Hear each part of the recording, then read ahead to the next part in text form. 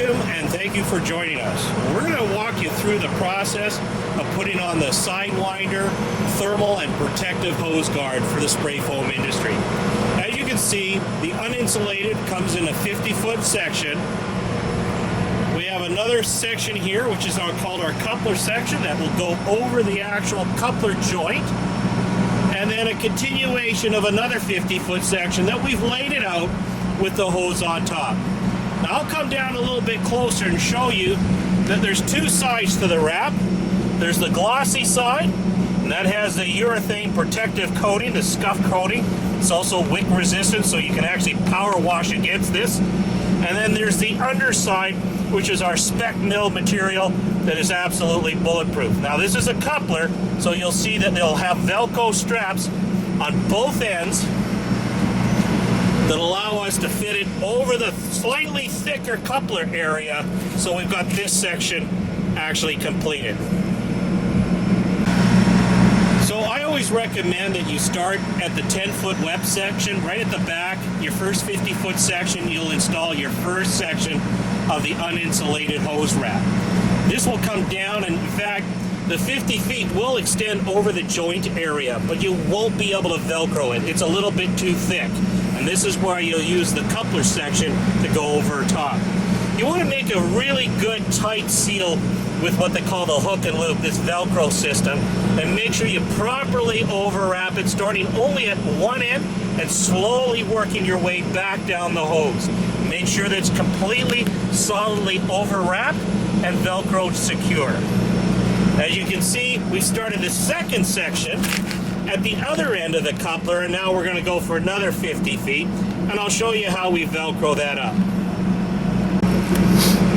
So as you can see, we're starting the new section of the 50-foot of the uninsulated wrap.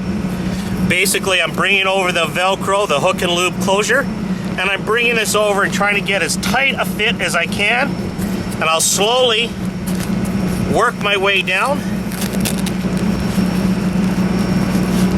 trying to get as tight a fit as I can along a complete 100% coverage on that hook and loop. And I guarantee you, this stuff will get tighter. The more times you move it, the more flexing of the hose. This hook and loop just digs in and becomes tougher and tougher. And we'll just keep sliding it down. Once again, slowly rubbing it into place. And you can see how easy it's going on. You can also understand that taking it off to service your hose is a bit of a breeze. We had two guys take off 300 feet of hose. That would be 6 sections, 6 couplers, and we did it in 60 minutes. So once this is all on, this becomes exceedingly durable. It doesn't catch, it doesn't scuff. Once again, as I mentioned, we can power wash it. So now I'm going to go back to the coupler end, and I'm going to put on the coupler. So here we are. We now have the coupler section. This goes over the joint section between the two 50-foot sections of hose. We've got our ends nicely duct taped to keep this in position. We put on the Velcro strap that secures the coupler in place. On this end, we have to do that. Just bring it over, strap it up. So as already mentioned, 50-foot section, duct taped. You notice how this is the shiny side, this is the outside. We want this outside. Velcro, put that in place. Velcro it up. Now the coupler's always going to be, the coupler section's always going to be slightly looser because we want to be able to get around all those connections that we have in place.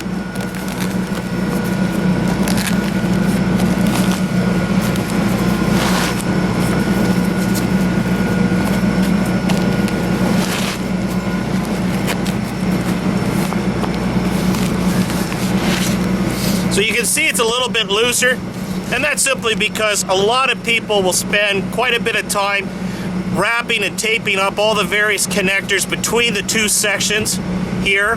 The only thing we need to do again is, once again, we've got a seam line here. So we want to basically duct tape that up, get it nice and tight.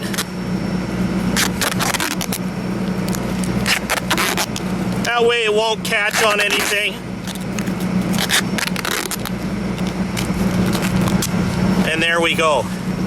Now, of course, if you ever had an issue between these sections that you need to identify, you're only taking this tape off, the tape at the other end, and just Velcroing off just the coupler section. Perfect way to do it. So here you can basically see our 50-foot. We're coming into the junction between the two sections, which is this area that has the coupler on it. Every seam is actually taped. And then we continue down, and we're back to our tapered Sidewinder. It's completely flexible. It's not even bulky.